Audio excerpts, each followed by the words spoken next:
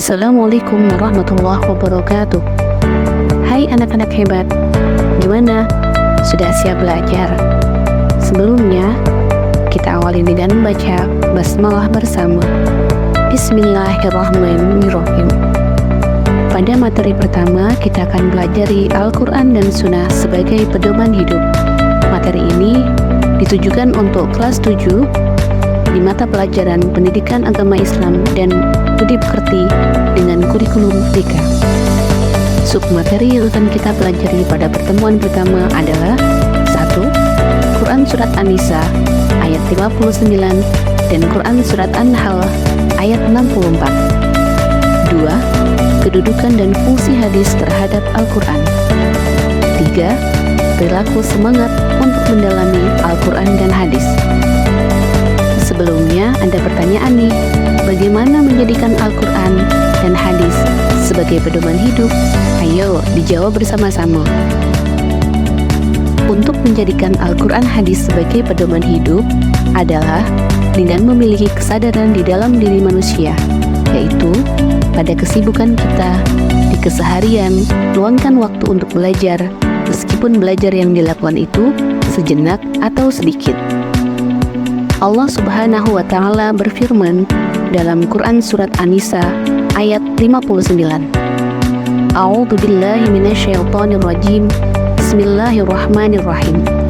Ya ayyuhalladzina amanu athi'ullaha wa athi'ur rasul wa ulil amri minkum.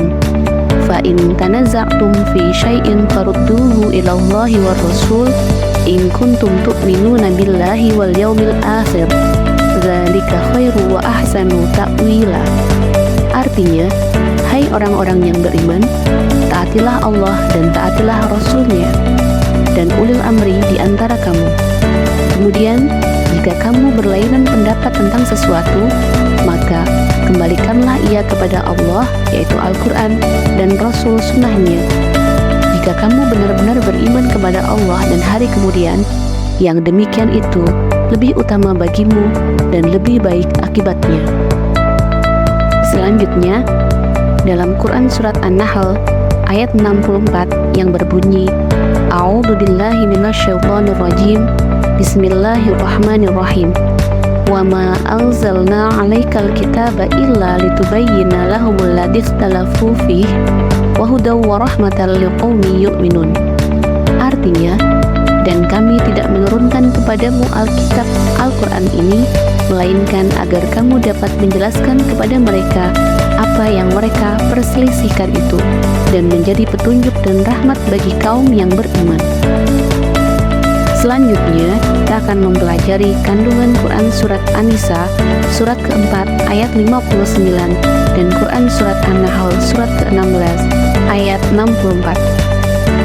Kandungan Quran Surat An-Nahl ayat 64 adalah 1. Nabi Muhammad SAW diperintahkan oleh Allah untuk menjelaskan apa yang diperselisihkan dalam perkara agama. 2.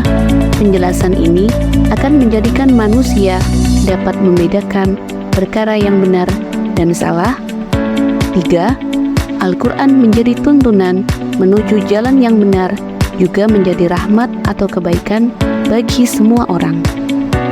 Sedangkan kandungan Quran Surat An-Nisa, surat keempat ayat 59 adalah 1. Menjelaskan untuk patuh dan taat kepada Allah Subhanahu wa Ta'ala, Rasulullah Shallallahu Alaihi Wasallam, dan pemimpin-pemimpin kita. 2. Sesuatu yang diperselisihkan dan tidak menemukan kata sepakat, maka dikembalikan kepada Al-Quran dan hadis. Penjelasan tentang kewajiban manusia, yakni dibagi menjadi 3. 1. Kewajiban taat kepada Allah, wajib dan mutlak menjalankan perintah dan menjauhi larangan Allah. 2. Kewajiban taat kepada Rasul, yakni setiap mukmin harus menjalankan ajaran Rasulullah SAW. 3. Kewajiban taat kepada ulil amri, yaitu setiap mukmin harus taat selama tidak menyimpang dari ajaran Islam. Jadi, kesimpulan dari 2 ayat di atas adalah 1. Menjadikan Al-Quran berfungsi sebagai pedoman dan sumber dasar, sedangkan hadis berfungsi memberikan penjelasan atau rincian, yakni dengan menjelaskan maksud ayat atau memberi bimbingan untuk berperilaku sesuai tuntunan Al-Quran. Jadi, hadis adalah sumber hukum yang kedua setelah Al-Quran. Orang yang beriman kepada Al-Quran sebagai sumber hukum Islam juga harus percaya pada hadis sebagai sumber hukum Islam. Selanjutnya, bagaimana perilaku semangat untuk mendalami Al-Quran dan hadis sesuai dengan Quran Surat An-Nisa surat keempat ayat 59 dan Quran Surat An-Nahl surat ke-16 ayat 64. 1. Setiap orang beriman harus taat kepada Allah Subhanahu wa Ta'ala, Rasulullah SAW, dan ulil amri. Taat kepada Allah bisa dilakukan dengan cara: pertama, akrab dengan Al-Quran, yaitu sering membaca Al-Quran. 2. Berusaha untuk lebih istiqomah dengan syariat Islam. 3. Menjauhi perbuatan maksiat. 4. Bergaul dengan orang-orang yang soleh.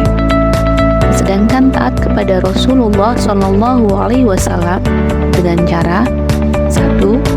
Percaya dan yakin bahwa Rasulullah SAW adalah utusan Allah.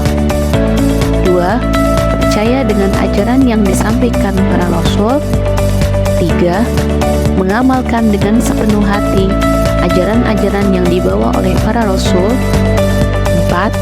Menjadikan Rasul sebagai teladan hidup, baik sebagai pribadi maupun pemimpin umat. Selanjutnya, sebagai orang beriman, kita juga harus menaati pemimpin, baik pemimpin dalam pemerintahan maupun para ulama, yakni dengan cara: 1. Mentaati pemimpin dalam kebajikan. 2.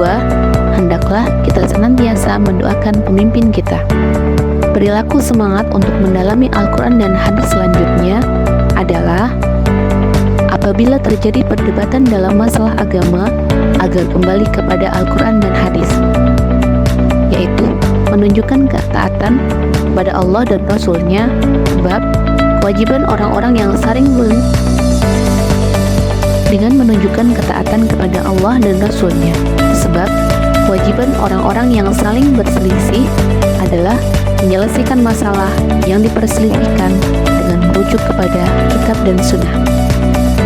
Membaca Al-Quran dengan baik, memahami terjemah, yakni dengan cara membaca Al-Quran dalam keadaan suci, duduk dengan sopan dan tenang.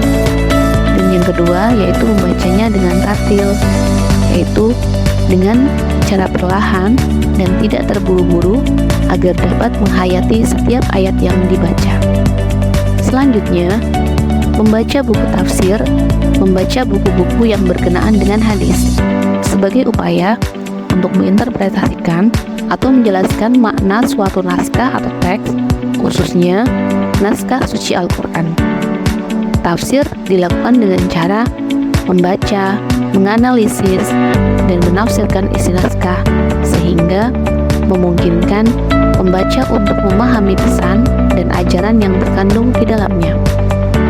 Selanjutnya, berkonsultasi dengan guru terkait bacaan atau kandungan Al-Quran dan hadis.